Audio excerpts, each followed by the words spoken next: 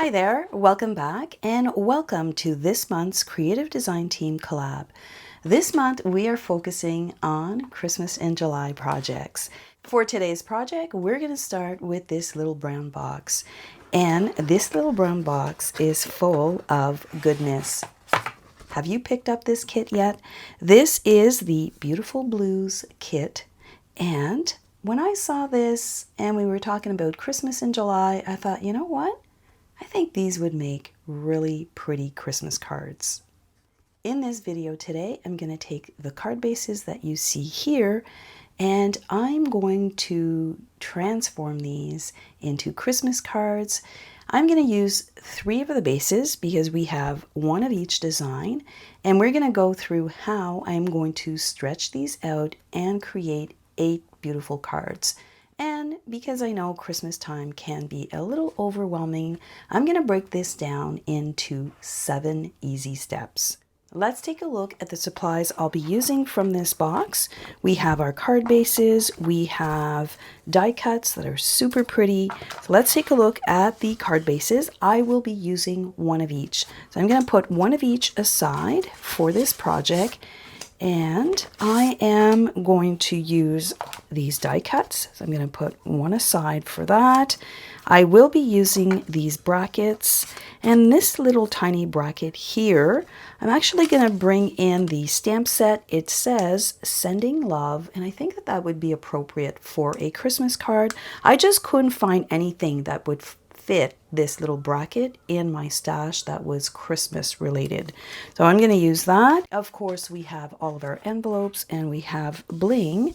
Now, if you haven't dove into your box and you have a full box, you can actually make 24 cards with this little twist that I'm going to do today. Now you will need extra materials. Of course, I did go ahead and I did cut myself 8 card bases, and they're all top folding or side folding. I find that every time I cut a base, if I'm going to do that, I love to have them either top folding or side folding. I find they just look more regal. So we're going to need 8 card bases. I'm going to bring in my full-size ink pads. We have Night of Navy and Blueberry Bushel. And I'm also going to bring in the re-inker for Blueberry Bushel. I'm going to do my ink splatters with that. Now you can definitely use just your ink pad and squish the ink in, but sometimes I like to use my re-inkers. Now, you know what I love about making cards in July? You kind of look at your stash in a different way and you kind of revisit your favorite Christmas stamp sets and dies from the year before. This one here was one of my favorite last year, and I thought it would look really, really good with this blue combination that we will be working on. I'm going to use this little bird here from this stamp set, and I'm only using this little guy. Now you can definitely use the pair if you'd like, but I tried to limit what I was going to do just to make my flow go a little bit quicker and easier. It doesn't mean it's going to be boring, don't get me wrong. I'm going to use this guy 8 times, and I'm going to show you how each of these cards are going to look completely different.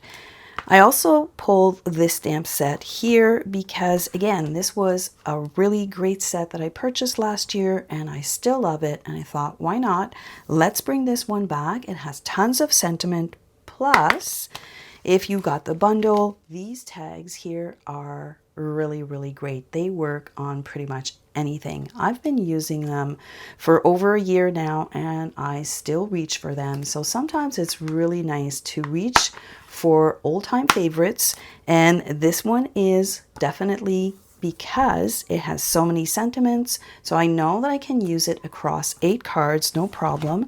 And this little guy is just so darn cute that I really do think he's going to be the star of each and every card. I'll also be using this die set. This is called the Stylish Shape dies. I really like this one, and the reason why I'm bringing this one in is because we're not going to have enough, even though you have 1 extra one. Because I'm stretching this kit, we're going to need another place to stamp our sentiment. And this one here is a really good versatile set. The last thing I'll bring in to complete this card is this pressed flower embossing folder. And when this is embossed with foil, silver foil, they actually look like frosted little branches. So it's going to go really well with the blue and with the Christmas theme. For step 1, I've gone ahead and I've cut my card bases to distribute them across 8 cards. So I'm starting with 3 cards if you want, and I'm stretching it out to create 8 cards. Now what was important for me was to distribute these patterns evenly so that nothing looked really repetitive. And let me show you this one. This one here was a little bit of a stretch because I really only have one panel to play with. I do have white, and you know what, I wanted to use it, so we're going to bring in some splatters on these white pieces. But you can see for card number 5 I have a white piece right here, and then for card number 6 I have a very white piece here, and then card number 8 doesn't have a lot going on, but trust me, we'll make it work. So this is step 1. Labeling all of your pieces is really going to help you stay organized and really pay off when you're doing your assembly. So let's go to the next step, which is step number 2. For step number 2, we're going to do a little bit of stamping. For step number 2, again, I tried to keep this really simple, and I stamped this little bird 8 times, and it was stamped using Night of Navy ink. Now you want to do this at step number 2 because we're going to do some faux watercoloring on these birds, and you need to let them dry. So I've gone ahead here and I've got 8 little birds, so I can put these across my 8 cards. I'm going to let them dry and I'm going to revisit them. We're going to move on to the next step. While these little birds are drying, we're going to move on to step number 3, and that's ink splattering. So I'm going to use, I think I'm going to use all of my card bases except for one, and I'm going to show you why. If you look at the pieces that I have for card number 3, this is going to be how this one is going to be laid down, and there's not much space, or you're not going to see a lot of the splatter. Now I'm toying adding splatters here, not sure yet. Let's start with these ones. I know that these ones are definitely going to need splatters, so I'm going to put one card base here to the side. And then if I look at card number 6, so card number 6, remember I told you I had a white base. So if I look at card number 6, this is going to be a little bit boring. So I'm going to do the splatters on this piece. So I'm going to bring this piece out. I really do think that adding splatters to my card bases and this one piece here is going to tie the theme together and give it a nice snowy kind of feel. So let's clear this out. I'm going to bring out my silicone mat and we're going to do a little bit of ink splattering. Let's bring out the silicone mat. You can use your glass mat, you can use whatever you have, but this is going to get a little messy, so I thought I would protect my surface. And I'm going to go ahead and I'm going to do some ink splattering. So I've got all of my card bases.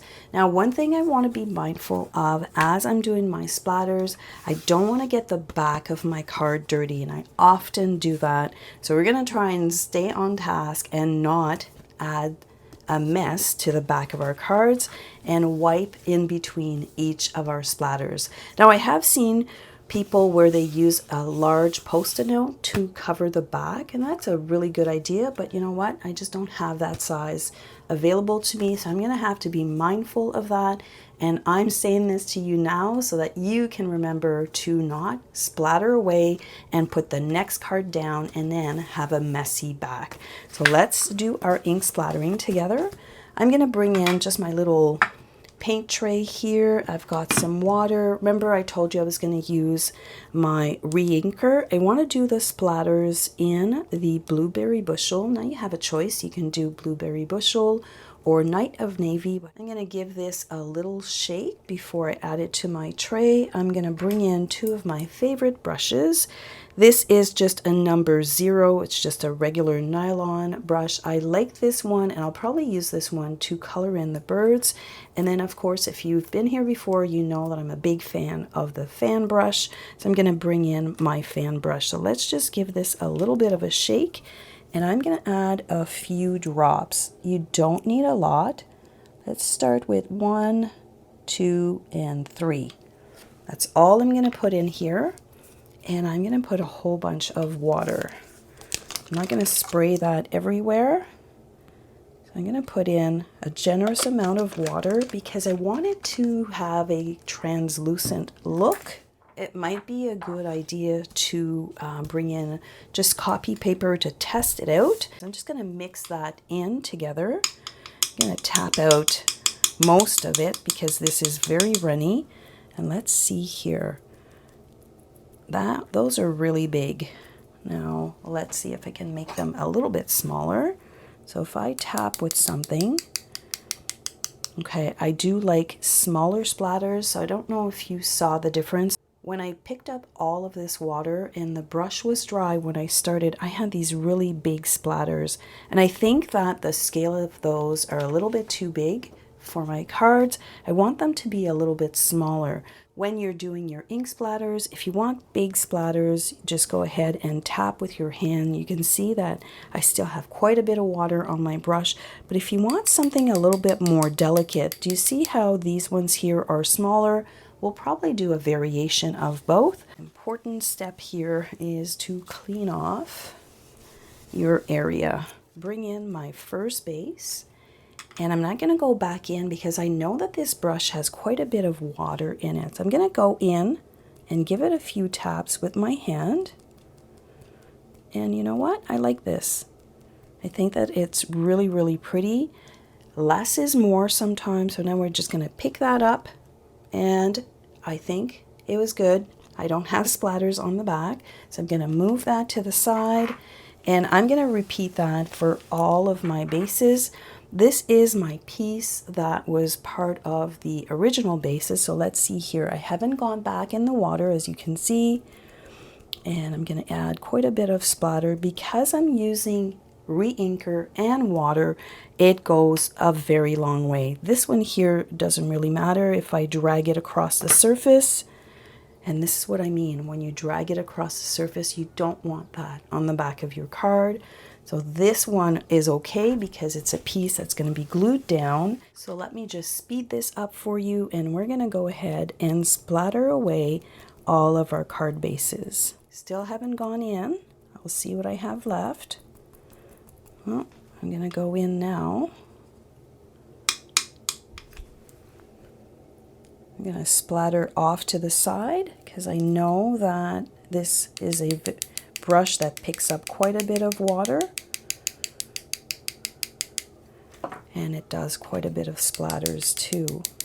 Now you're probably thinking that's a lot of splatters, but remember we still have to add our pieces of papers on this, so this is just kind of like a general background that I'm trying to create. I'm going to keep what I have in here because I know that I want to do some watercoloring on our little birds, and I think that this is going to be the perfect mixture. I'm going to bring in my regular brush. So I'm going to set this to the side away from my project so I don't mess anything up. For step number 4, we're going to bring in a little bit of holiday sparkle, and we're going to do that with silver foil. I've gone ahead here and I've cut all of the brackets that I need and my tags that I'm going to add to each of the cards. I think it's the perfect combination for this beautiful blue card kit.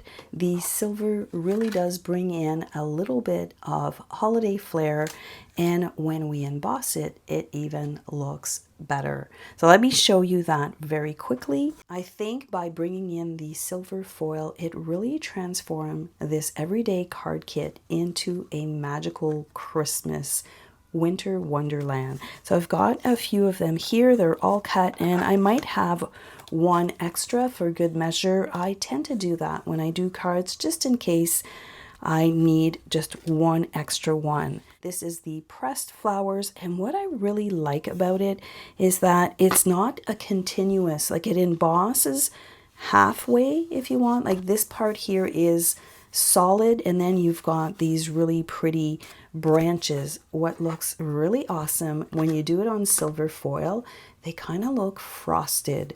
So I want to make sure that when I'm embossing that I'm leaving some of that kind of area, and I'm not sure, there we go. I think that this here you can see, do you see what I mean, where I'm going to have this part of the tag embossed and this part of the tag is not going to be embossed, and that's done on purpose.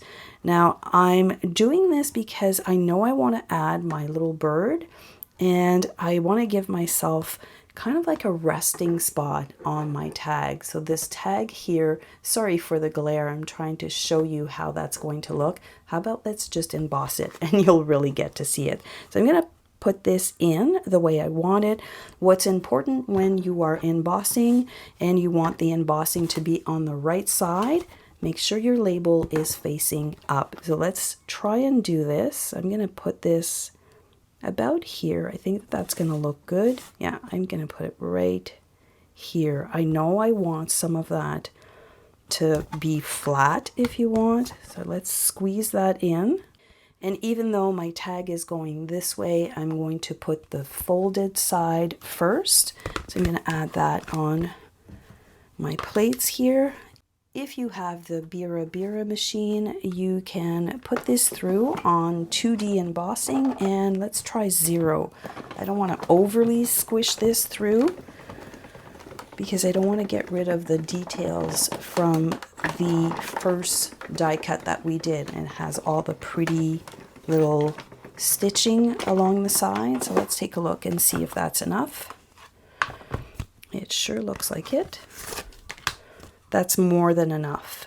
So do you see the difference? If I would have done the embossing first and then the die cutting, this would not be raised as much. Of course, depending on the machine you use, you might get different results.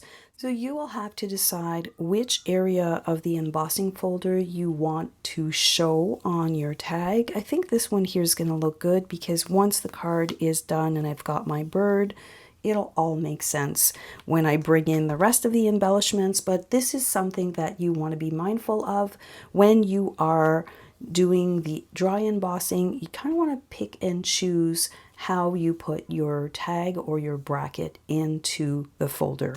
For step number 5, it's all about the sentiment spots, and I know that I want to use these ones here, and I also know that I want to use these really pretty die cuts. So we're going to start with this one, and when you look at the kit itself, it actually shows you that these are a layered piece. So let me just gently pull this out.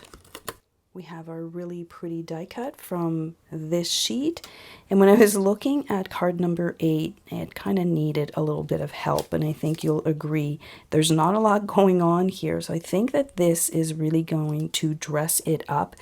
And if you look at the instructions from the original card kit, they've paired that one with this. This goes right on top. So I think that that's going to look good. So we're going to go with that for card number 8.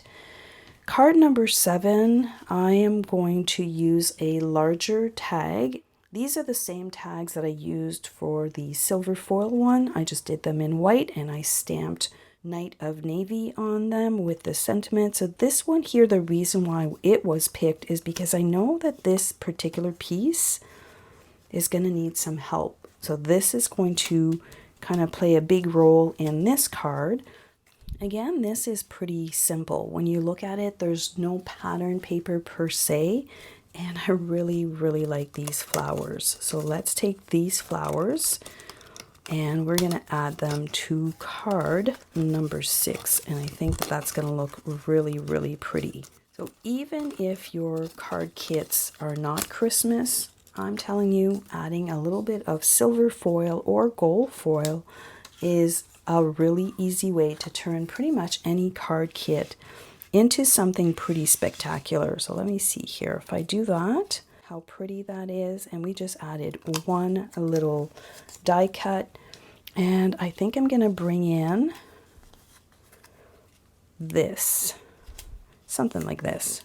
So we're still working that through. For card number 5, I thought it might be fun if I kind of use this big piece of pattern paper, and if I would have had another nice print on the card, this would have looked really great. But you know what might look super nice is stamping my sentiment right on top and adding this piece. So we're going to let that simmer for a little bit and move on to number 4. Number 4, I think a nice long sentiment going the same direction as this tag is going to look really pretty. This one here, I think we're going to bring in the one from the kit. And I don't know if you remember, this particular one is quite small. So I'm going to bring the stamp from the kit, and I'm going to stamp on it Sending Love. I think that that's going to look really pretty. And again, in the kit, they've paired this with this really pretty laser cut piece. So let me just gently pull this apart. I don't want to break it, so just be gentle with this. They're quite sturdy, but they still need a little bit of care. Now, the reason I thought this would look good on this particular card is because I have a big piece of blue, and I think that it fits really, really nice here. I'm going to add this piece. So we're well on our way for card number 3. Card number 2, I think we can just bring in a bracket. So we're going to bring this one. The reason for that, let me just show you. I think it's going to look really good right here.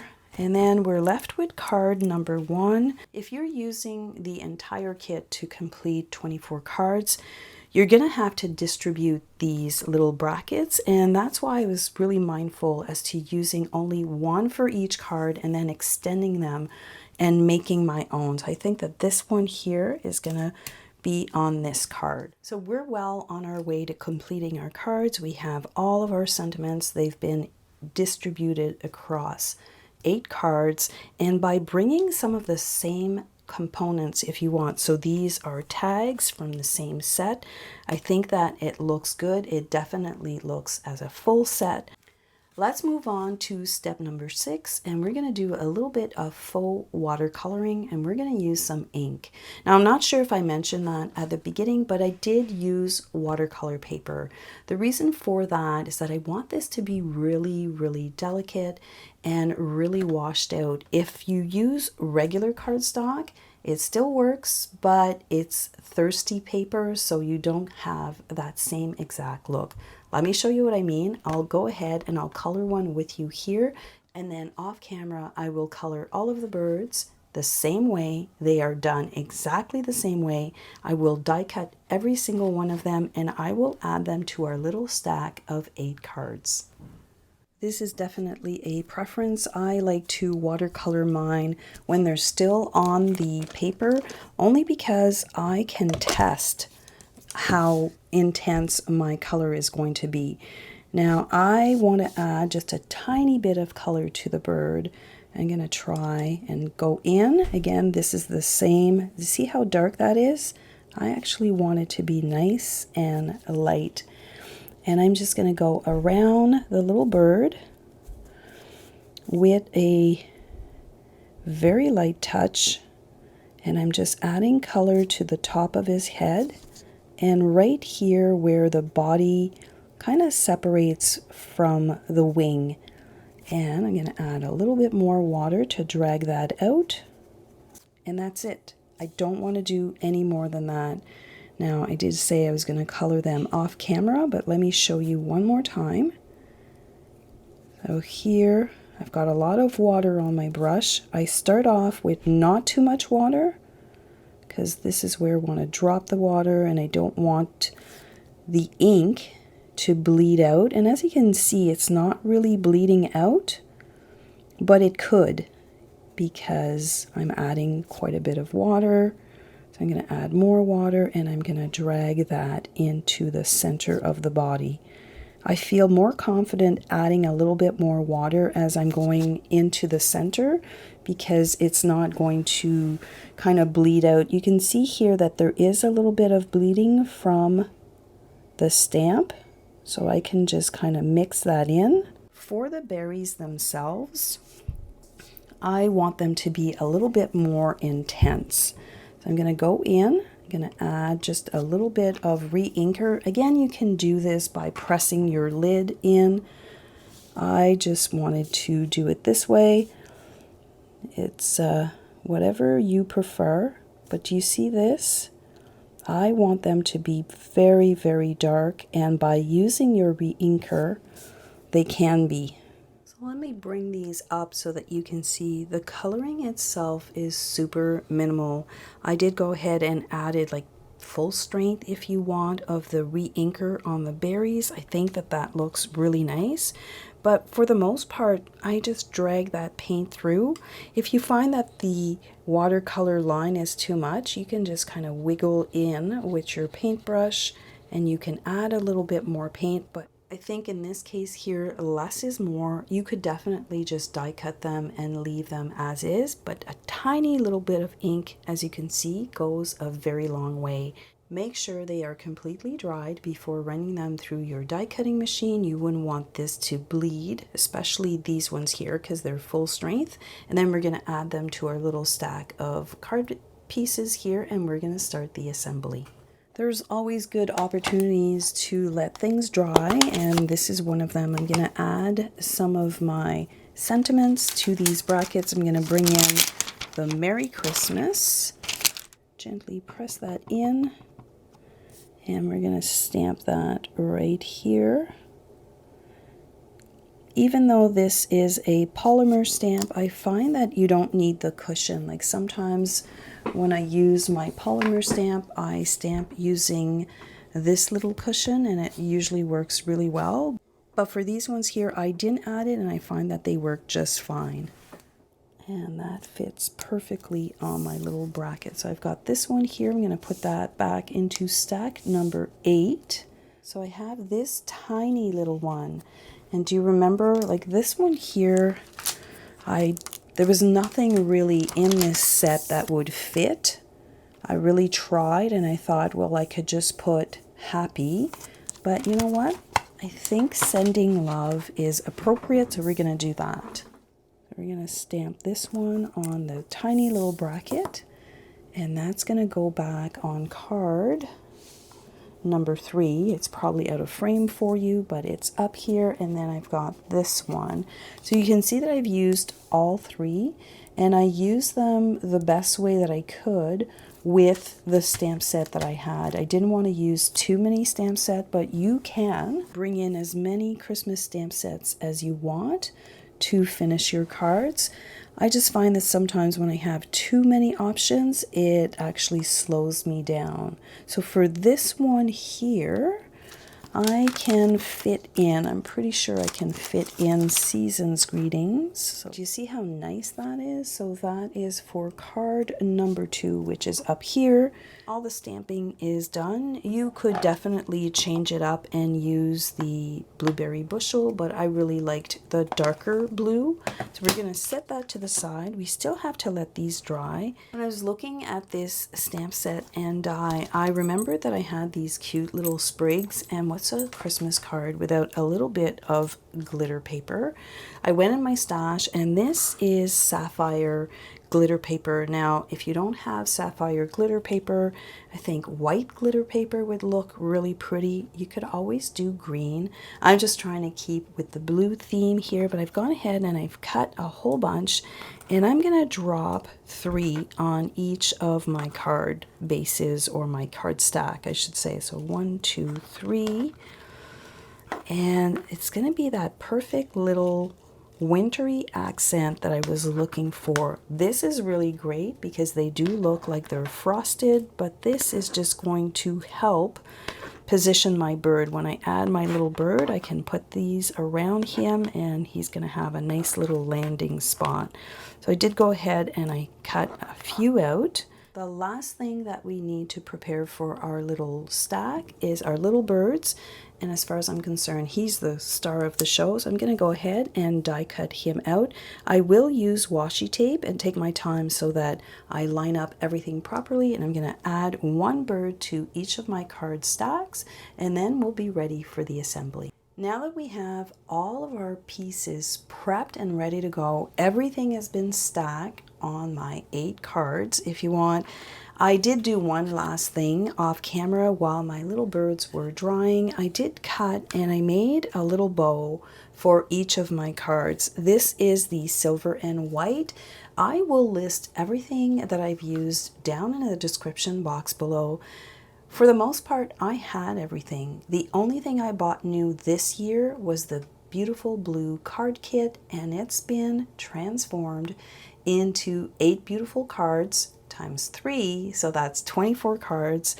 Let's assemble one card together because they are pretty much all the same. The only one that is a little bit different is this one here because I have 2 pieces. So I'm going to go through the steps with you in preparing card number 7. I'm going to move these out of the way, but just know that all of the steps that I'm doing for this card are going to be repeated for all 8 cards. Again, I'm trying to keep this simple, and I'm trying to repeat some of my steps so that it goes faster. Let's face it, sometimes when we are ready to make our cards, we want to do a whole bunch of them, but we are just simply running out of time. I'm going to edge this dress with my dauber, and I'm using Night of Navy, and I think that that's just the right amount of pop that this base needed. I'm going to go ahead and do this side here. All of the cards are going to be done exactly the same way. So I'm going to take all of my pieces and I will add ink to all of them. I just find that it really finishes off the card and the piece. So we've got this piece here and this one. I'm going to adhere my first piece down. And I do like to use liquid glue when I do cards. I just find that you kind of have a chance to wiggle your piece around. So I'm going to start with this one, and you kind of have to look at the pattern. Do I want the pattern going up? I think I do. So I'm going to flip this one over, and depending on where you start when you cut your card base, this pattern could run differently. So you just have to decide how you want your little patterns to be. So we're just adding a good amount of glue. This one here doesn't really matter, so we're going to leave a little space. And I find that by simply leaving a little space, it just extends the pattern across the card front, and it makes it look really nice. So the splatters are definitely a nice touch. I know I want to add this piece, but I've got some silver to add. So all of the cards will have 1 or 2 pieces of the original card bases. They will all have a little bit of silver, a bird, and 3 brackets. And of course, let's not forget our bow. Now, this is what I thought I wanted to do. I wanted to add this here, and I do like that quite a bit, but I'm going to trim this down. So I'm going to trim this off. We're going to make this look like it's a continuous piece. I wonder if I could just use this. You know what? You could probably get away with cutting one or just extending this piece. You probably don't need 2. So I'm going to go ahead and I'm going to do that. I'm going to bring in some dimensionals. All of my little sentiment pieces are going to be popped up with dimensionals. So we're going to add this right here. Then it's a case of adding my little bird. So he's going to go right here. Do you see how he steals the show? He's just a tiny little bird, but he just has a huge impact. So I'm going to add my sentiment piece. We're going to pop this right here. So we're just going to add dimensional on the top. And then remember when I told you I was cutting these pieces and I wanted my little bird to have a landing spot? This is what I meant. Do you see how when you add these little sprigs, it just looks like he's kind of nestled into an area. So we're going to pop him on. And you can see that I only added dimensionals on the top. And I can add a tiny little bit of glue at the bottom just to secure him down. We're going to add our little sprigs. I'm going to add this here. And then it's just a case of using just a dot and putting your little bow on. And the bow is going to be right here. I think that that looks really, really sweet. Now, I do have these that I could add, but I'm thinking because, and these come with the kit, by the way, I think I'm going to add just clear gems. I think that the clear gems are going to tie in with the silver. And I'm going to add just a few of these here and there. We're going to not up here because there's a lot of pattern, but down here in the corner. And I think that's enough. We don't need to overdo it. We just need to repeat this 7 more times to have our 8 completed cards. I'm going to go ahead off camera and I'm going to assemble all of these cards and we'll come back and do a full project review. Let's take a look at the completed cards, and I think you'll agree that this kit is perfect for Christmas cards. So we're going to go through them quickly together. This is card number 1, and I'm going to point out a few things. They are all been ink distress on the edges. We did our splatters. One thing you should be mindful of, I did use the thick white cardstock because when you do splatters, if you use a thin white cardstock, you will see the splatter come through. So you definitely want to use something that is nice and thick, or take the time to cut a card front in white and then glue that down to your card base. That's going to help you with 2 things. You're not going to see the transfer on the back, and if you mess up the back of your card, you're not going to see that either. So I thought I'd point that out. So this is card number 1. Card number 2, love the way this turned out. And again, I'm pointing out the direction of that embossing folder.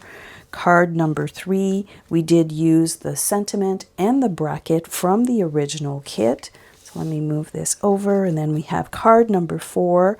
Card number 4 here, if you are cutting it this way, make sure that your pattern is continuous. I think that that looks really, really nice. For card number 5, this is actually a big piece, and it's from the back side of this card base. And because it was just white, I thought it would be fun to stamp on it, but I also snuck most of it in back of this tag. And I think that it gives it a nice, unique look. Speaking of those white panels, this was a completely white panel, and once we added our splatters, I think that this card looks really, really pretty. This one here was a little bit of a challenge, but I think by selecting the right size of tag and extending this piece, because I wanted to bring in silver foil on all of them, I think that that was the perfect trick for card number 7. And then card number 8, yes, I only have one little piece of card base or pattern if you want, but with the splatter, the tag, and the really pretty laser cut with this sentiment spot here, I think that it looks really, really good. So I really hope you've picked up a few helpful tips to help you along when you are creating your Christmas cards. And that's a full set of 8 Christmas cards. If you haven't dug into that kit, you can actually do 24. Proof that you can take any everyday card kit and transform them into a magical set of Christmas cards. I hope that I've inspired you here today to take a look at your card kits in a completely different way. And you know what? Maybe make a few holiday cards. Well, that's it for me today. Be sure to check out all the rest of the projects that will be posted all week long from the creative design team. I will list that in this playlist right here. Have yourself a fantastic day, and I'll see you in the next video. Bye for now.